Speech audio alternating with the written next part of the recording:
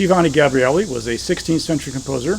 He actually studied with his uncle, who was also a composer at St. Mark's Basilica in Venice. Giovanni eventually took over the position, and he wrote these canzone personaries for 4 instruments. Today we're going to perform Canzone Persari number 3.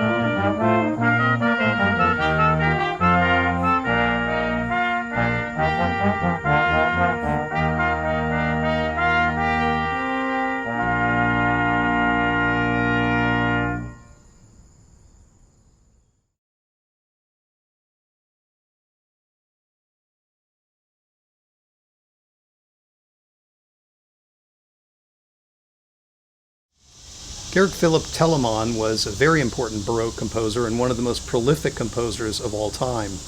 He was a friend and a competitor of both Handel and Bach. In fact, he won a job that Bach really wanted and later got after Telemann turned it down because it didn't pay well enough.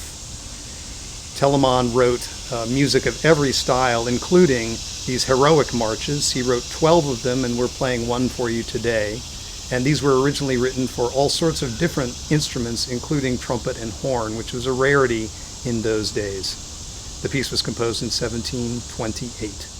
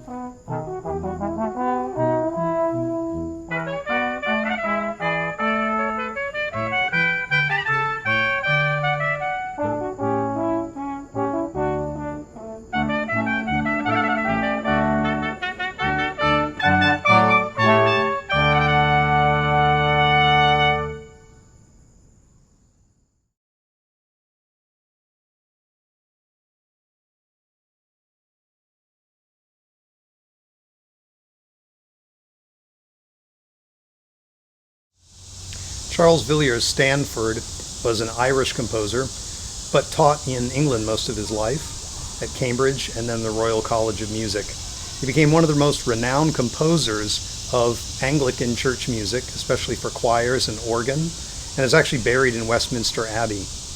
This piece is called Prelude founded on an old Irish hymn tune, and that hymn tune is called St. Columba. Following the inspiration of Bach, who was a master at writing these so-called chorale preludes, Stanford took a beautiful pre-existing hymn melody and wove around it a sort of filigree that enhances the sound. So this is originally for organ and arranged here for brass.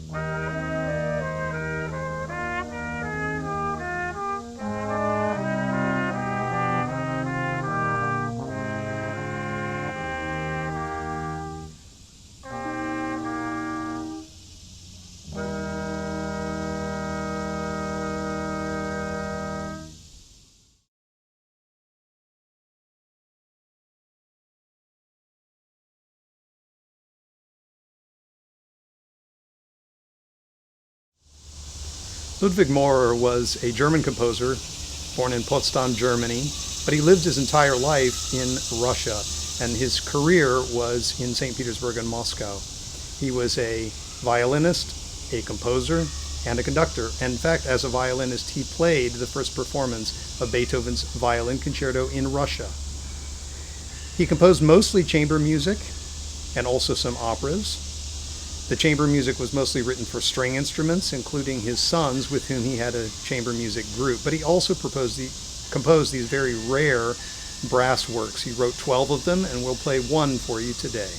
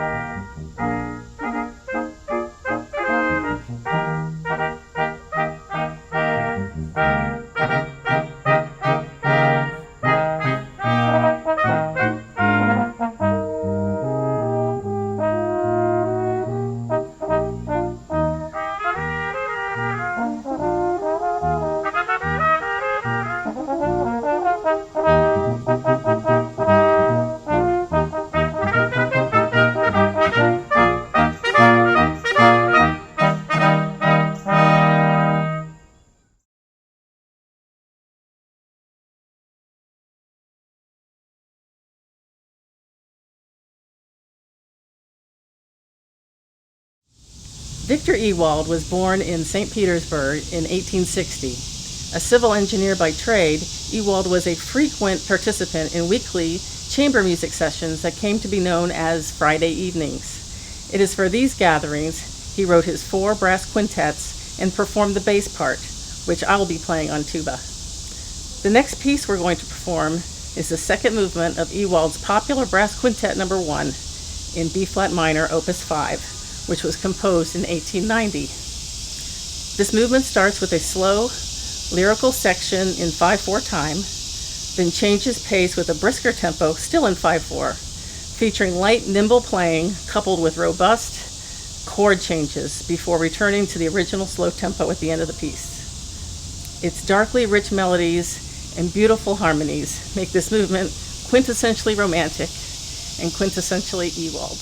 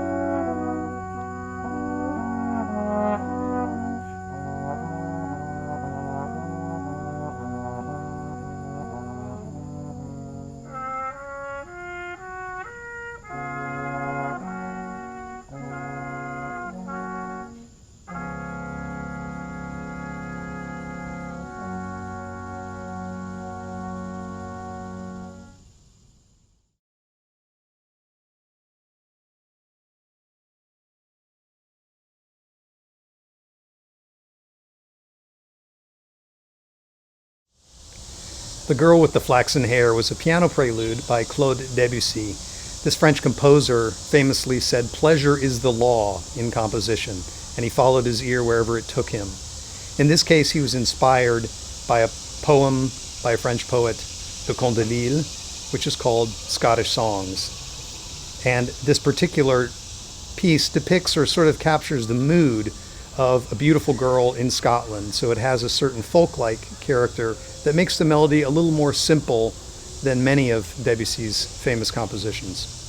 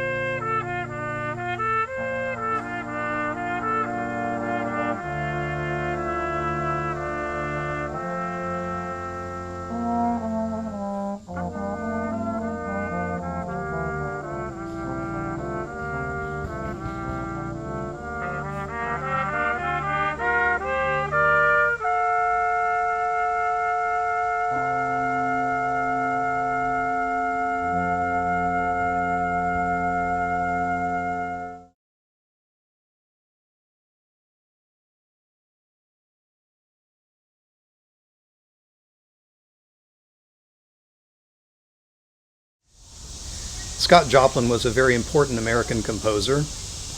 He struggled against poverty and racism his entire life. He had a major hit in the Maple Leaf Rag, and then some years later, following the Washington Post March, which is called a two-step by Sousa, which you'll also hear today, he wrote this two-step called The Easy Winners. It was published in 1901, and it depicts really just ragtime, which is a combination of syncopation and European march forms. But it does have a picture of sports on the front, and there is a bit of a reference to horse racing in the piece. See if you can catch the little bugle call as it comes by.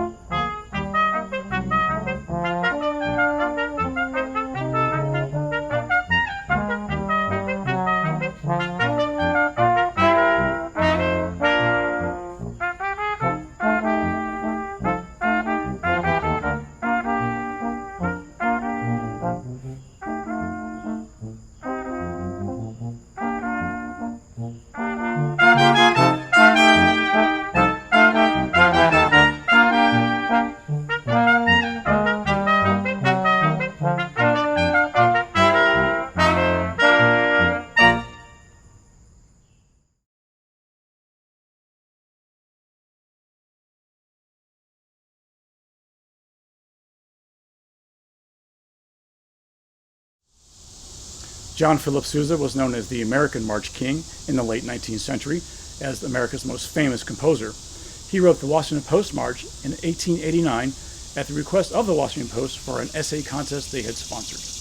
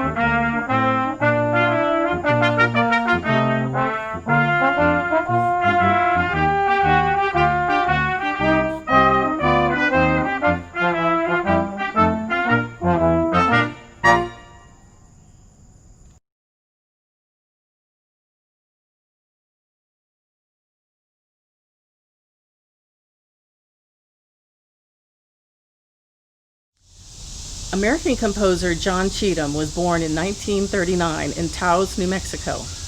He serves as Professor Emeritus of Music Theory and Composition at the University of Missouri in Columbia. Cheatham writes equally for the performer as well as the listener.